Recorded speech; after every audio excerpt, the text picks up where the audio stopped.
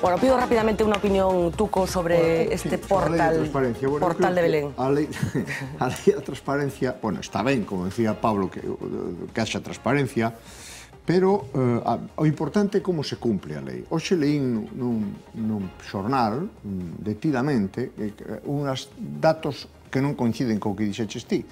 Falaban dúas ONGs con nomes en inglés que non lembro, falaban de que os países máis transparentes do mundo, según eles, eran Serbia e Eslovenia, execuo. En segundo lugar, a India. En terceiro lugar, México. Pero hai unha explicación, non. Pero iso ten que ver con que son países que teñen aprobadas leis de transparencia. Pero as cifras, decía, o país máis transparente é Serbia. Sí, decían eso. Xa, pero estou che dando unha explicación. Ten que ver con países que teñen aprobada unha determinada legislación. O Reino Unido ocupaba o número 40. Estados Unidos, que acaba de desvelar esta brutalidade, aínda que sea tarde, brutal, e poucos países fan ese exercicio de autocrítica como Estados Unidos co asunto da tortura, ocupaba o 46. España xa lle otorgaba un posto. A mí me parece que o importante é como se cumpla e desde logo ter en conta. Ora, ese aserto, esa ecuación, remato, te lo juro por mi madre, ese aserto que dis de que Nova Zelanda, Dinamarca, tal, son países transparentes, son os máis democráticos do mundo, eu creo neso, pero o que decía hoxe esta ONG non era eso. Bueno, imos ver este alarde electrónico que modifica as regras de xogo, se continúan sendo exactamente o mesmo. Isto é, ou polo menos para min, ten moita traza de mofa, befa, escarnio e ludibrio. E maldicer. Maldicerse. E ludibrio, como se dice antes. Vamos ver. A transparencia debería consistir, poderían abrir outro portal electrónico tamén, onde constasen os infrasalarios, todas as entradas e saídas laborais con estatística actualizada, a defraudación fiscal das multinacionais operantes na Galicia. En tempo real, xa ves o marcador, a toda a presa. En tempo real, porque se trata de horas, moitas veces, non de 24, non de unha xornada. A defraudación fiscal en paraísos exóticos ou europeos, de grandes empresas e de multinacionais coñecidas, a asunción para o patrimonio público, estou pensando, por exemplo, agora na malferida cultura galega e os diñeiros públicos xa absolutamente rabenados e raquíticos, aínda teñen que subvenir a Fundación Cela con máis de 1 millón de euros.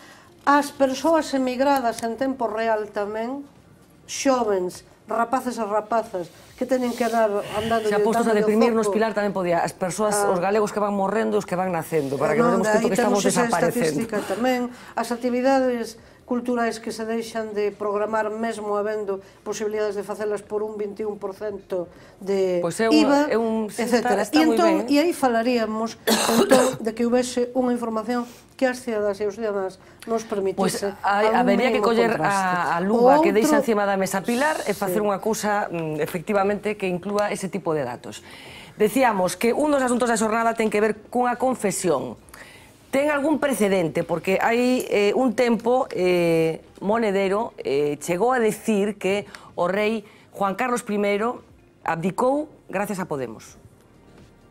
Desde que sale a la palestra Podemos hemos logrado... ¿Qué sois? Hemos logrado ¿Qué habéis logrado? Te lo cuento si me dejas hablar. Bueno. Venga, sí. Hemos logrado que el rey abdique. Ah, sí, el rey abdicar no podemos. ¿Esto no podemos? ¿Pero puedo hablar? Déjame explicar. Me la pido,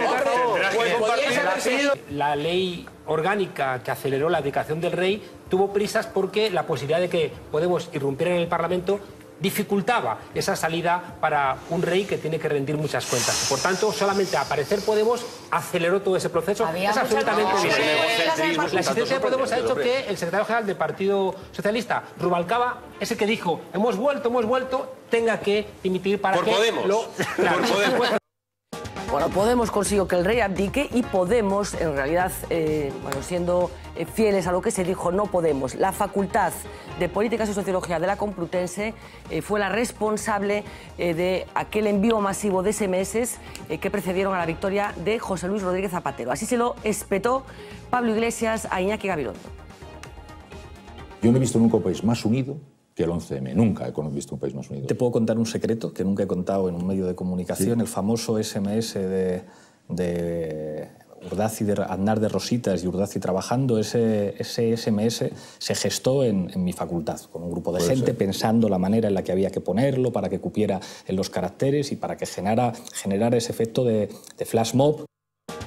Bueno, un flash mob que se ideó en esa facultad. No dice que fuera él, pero fue en ese entorno de la facultad. Vamos a ir... Se hacían algo más si trabajaban, es decir, si el sueldo que les pagaban era por algo más. Vamos a dar alguna explicación de lo que ha pasado, de lo que pasó en aquellos días y de cosas que tienen que ver con esta confesión que Pablo Iglesias le hacía a Iñaki Gabilondo. María Carregato, vámonos a aquellos días, a aquellas horas tan complicadas para España. A ese sábado, Fernanda, sábado 13 de marzo del año 2011, víspera de las elecciones generales y con la tensión política a niveles máximos, pese a la prohibición a cualquier tipo de manifestación política durante la jornada de reflexión. Ese día no se respetó la norma. Al grito de "antes de votar queremos la verdad", miles de personas empiezan a concentrarse ante la sede del Partido Popular en Madrid. Culpan al gobierno de los casi 200 muertos por haber apoyado la invasión de Irak y de mentir en la información aportada. Es la primera manifestación de España convocada a través de mensajes del teléfono móvil. El SMS, que corrió como la pólvora por los teléfonos de todo el país, decía esto. Aznar de Rositas, lo llaman reflexión y Urdaci trabajando. Hoy, 13M, sede PP, calle Génova 13. Sin partidos. Silencio por la verdad. Pásalo.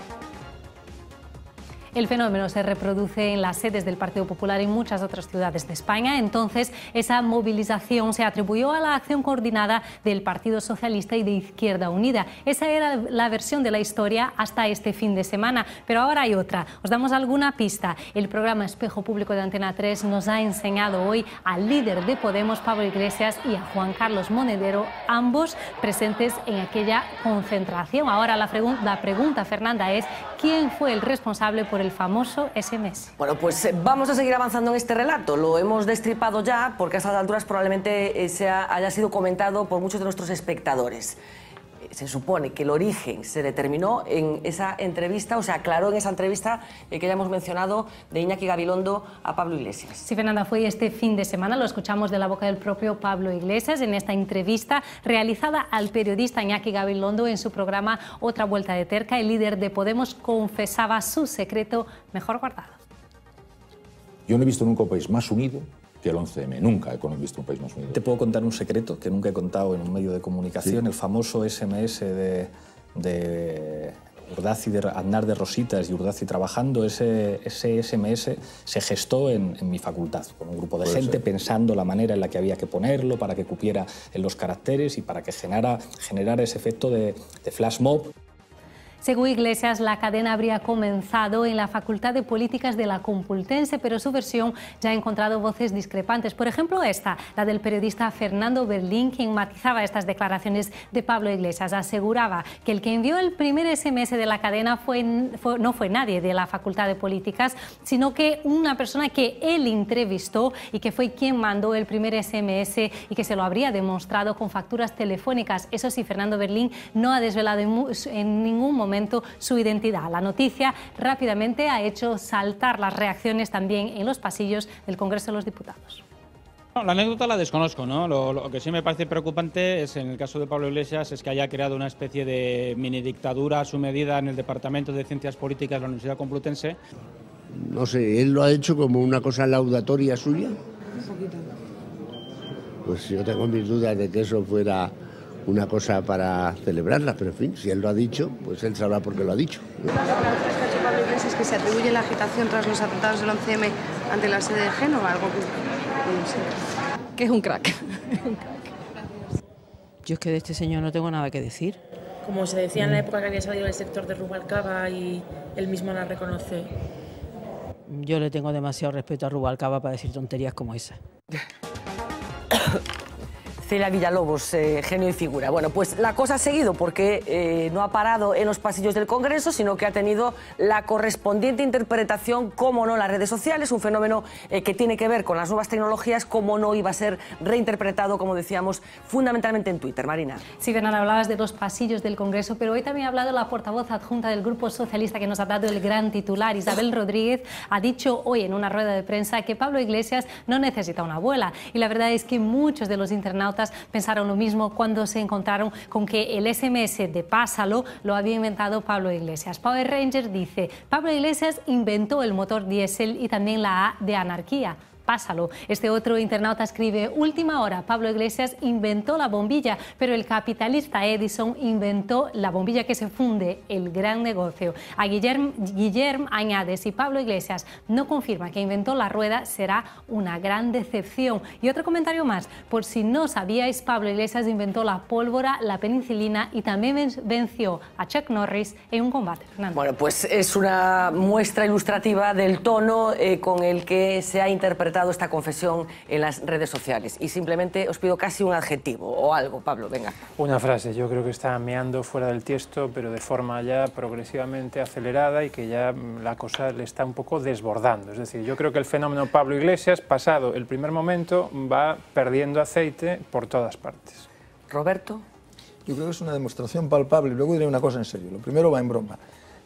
Pero de aquello que decía Talleyrand, que me has oído decir en alguna ocasión, de que toda exageración es insignificante, es decir, todo lo exagerado es insignificante. Yo creo que Pablo Iglesias va a conseguir convertirse en un personaje cómico. Y una cosa en serio, coincidiendo con el presidente del Congreso de los Diputados, con el que no tengo nada que ver, pero esto, en fin, en este caso coincido. Yo no creo que haya que estar muy orgullosos de lo que pasó entre el atentado terrorista y el día de las elecciones. Pasaron dos cosas desde mi punto de vista terribles. Una, que el gobierno intentó de una manera escandalosa manipular a la opinión pública para que la opinión pública creyera que el atentado no lo había cometido, que no lo había cometido, aunque finalmente reconoció antes de las elecciones que el atentado lo había cometido, que no lo había cometido. Y segunda, es la primera vez en la historia de España, después de 30 años de atentados terroristas, en que se establece la teoría de que la culpa del atentado terrorista la tiene el gobierno. Y esto es gravísimo, tan grave como lo otro. Es decir, es la primera vez que hay una parte importante de la opinión pública que cree que la culpa del atentado terrorista es del gobierno por haber enviado las tropas a Irak, lo cual es terriblemente grave. Bueno, para que non se diga que teño unha especial mala relación con Pablo Iglesias, que é falso, máis alá do incidente que tuvemos aquí, vou repetir algo que alguén comentou na mesa que tamén está nas redes sociais, non? Que se di tamén que a caída do muro de Berlín realmente se planificou na Facultade de Políticas da Universidade Complutense, evidentemente dirixido por Pablo Iglesias. Pilar. Pois, así, en breve. Este é o despotismo ilustrado, non do 18, claro, cando naceu, senón do século XXI. Do despotismo ilustrado televisivo, electrónico, e é moi elocuente a respecto da concepción política que estes señores e señores teñen.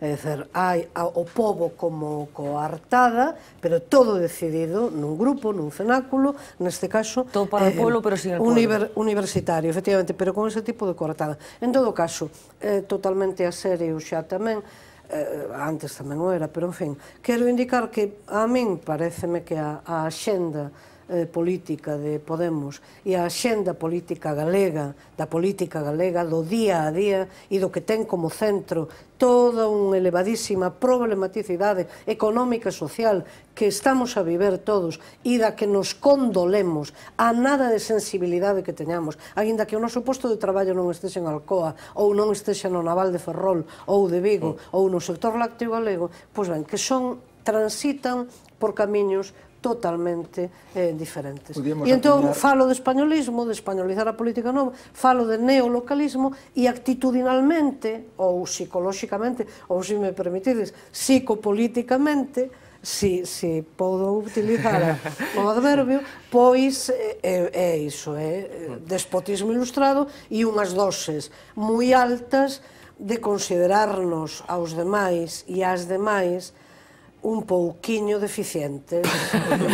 Podíamos acuñar, Pilar, tú que eres tan coidadosa que as palabras, podíamos acuñar un concepto... E os demais progresamos adecuadamente. Podíamos acuñar, tú que eres tan preocupada das palabras, das verbas podíamos acuñar un concepto que é despablismo ilustrado. Tamén. Tamén falei nun artigo de verbalatría, que tamén é un invento, efectivamente. Bueno, yo aquí voy a discrepar un poquito, ¿no? Porque yo separaría lo que él está diciendo y lo que se hace de lo que está diciendo de la pregunta de si debería o no debería, de si es buena estrategia política o no hacer eso, ¿no? Vamos a ver, él lo que dice se gesta en la Facultad de Políticas. Sí, hombre, claro, ya sé, nosotros, si lo dije yo, claro. Claro, pero no, para empezar. Segundo, nosotros no sabemos si eso es cierto o no. Es decir, a mí me gustaría que aparezca el autor del SMS que diga, mira, fui yo. No, este dijo que lo entrevistó. Sí. Eu creo que pero fose certo un erro político. Pero espera, pero es separado, pero eso es lo que digo. Convencido de que la Facultad de Políticas es guay. Claro, pero este es el mensaje, ¿no? Este es el mensaje que él da. Luego, el hecho de que podamos analizar, ¿no? De decir, bueno, y mi opinión es que él no debería haber dicho esto, porque además va en contra de lo que Podemos está proponiendo, ¿no? Que es, bueno, va todo a través de la participación, que tiene que ser el mensaje del pueblo, ¿no? Y una manifestación así tiene que quedar como lo que fue, ¿no? Una manifestación masiva a través de las redes sociales. Entonces, como decisión política creo que no fue acertada. Ahora, tampoco hay que sacar del tiesto lo que dijo. Bueno, en cualquier caso, parte de una forma de comunicar, y tiene que ver con una forma de comunicar. Mañana vamos a darles claves de lo que está haciendo Podemos aquí en Galicia, el proceso por el que está transitando. Bueno, saben que hasta el mes de enero no tendremos claro cuál es el líder en Galicia de esta organización política.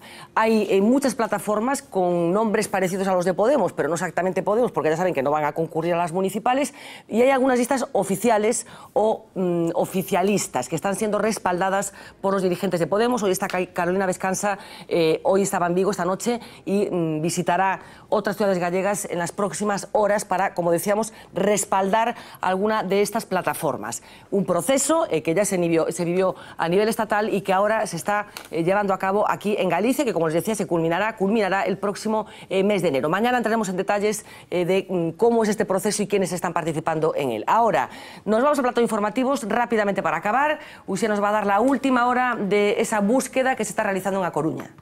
Fernanda, pues a estas horas la alerta naranja con fuerte viento y oleaje está dificultando mucho el trabajo de las fuerzas de seguridad. Salvamento Marítimo, bomberos y policía local rastrean la zona por tierra y aire después de que un vecino advirtiese al 112 de que un hombre pudo haber caído al mar en la zona próxima a ese acuario coruñés. La desaparición no ha sido denunciada y en la zona no se han encontrado ni aparejos de pesca ni otros efectos personales por ahora. Aún así, el helicóptero de Salvamento Marítimo se ha unido a esa búsqueda, como decíamos, algo que no han podido hacer por ahora las embarcaciones por el mal estado del mar.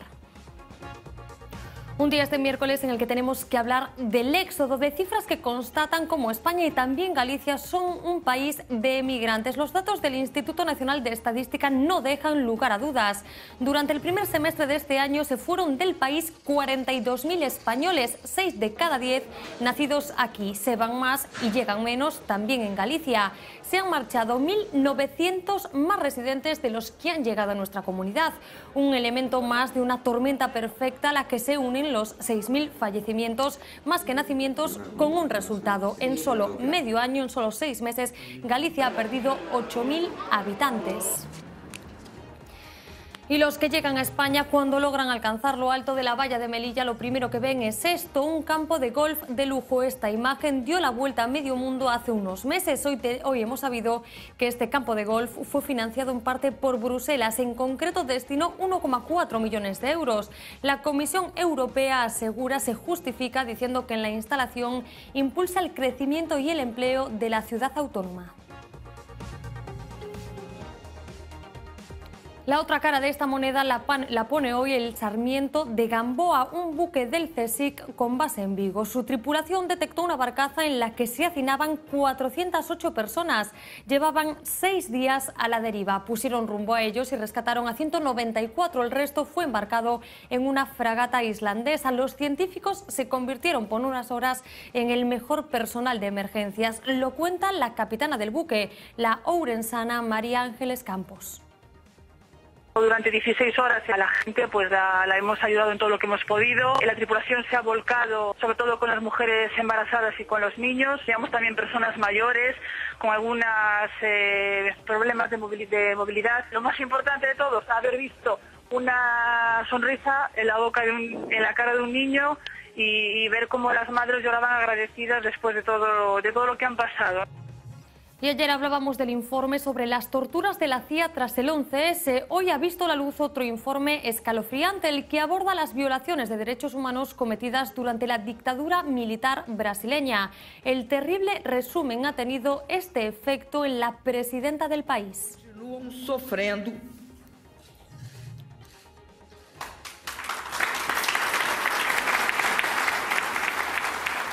Dilma Rousseff no ha podido evitar romper a llorar así durante la presentación del informe elaborado por la Comisión Nacional de la Verdad. Le llevó un buen rato recuperar la compostura. Ella misma fue guerrillera y sufrió la represión y las torturas de un régimen que dejó 434 muertos y desaparecidos. El documento pide, entre otras cosas, que se revoque parcialmente la ley de amnistía que impide juzgar a los verdugos.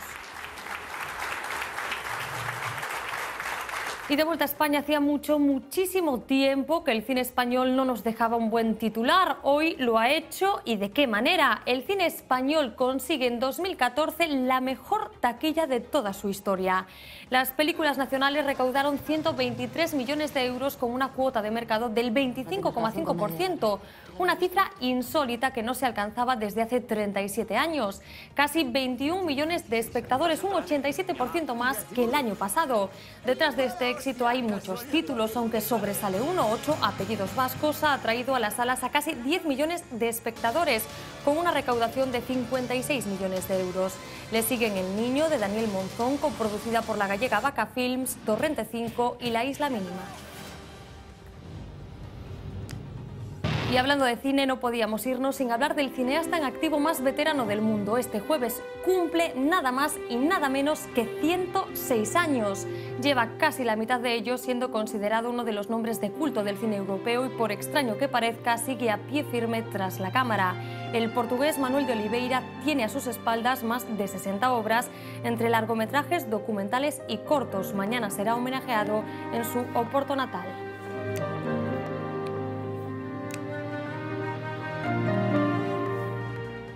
La verdad es que nos hemos quedado alucinados con esos 106 años. Inaudito. O sea, yo me recuerdo a Niemeyer también. Murió también con muchísimos años, el arquitecto, ¿no? Ciento y piquísimo. Uxía, muchísimas gracias, señores. A las 12:20 de la noche nos vamos. Gracias por acompañarnos esta noche. Mañana regresaremos. Será jueves a las 10 de la noche. Hablaremos en la primera parte de violencia machista con una persona que atiende habitualmente y procesa este tipo de información. Y otros asuntos que nos depara el día. Sean felices. Full moon and empty arms. The moon is there for us to share, but where are you? A night like this could weave a memory,